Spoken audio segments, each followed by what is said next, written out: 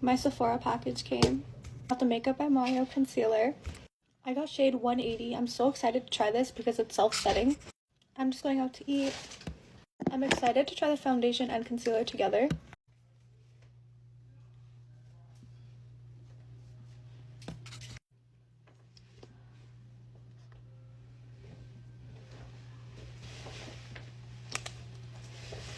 While this is setting, I'm going to put my Makeup by Mario liquid blush. I'm just going to blend my under eyes. I just gelled my eyebrows. I'm going to go over with my Dior blush, and since this concealer is supposed to be self-setting, I'm not going to set it. I didn't set with any powder, so I'll show you guys how it looks at the end of the night. For lips, I'm just using Fenty Beauty. I don't know if I should set my face with spray, but I'm still going to do it anyways. But I did not use any powder. Okay, this is my outfit of the day. I'm wearing this Zara bodysuit with these Fashion Nova jeans and these white heels. I pair it with this white Coach purse to go with the white heel.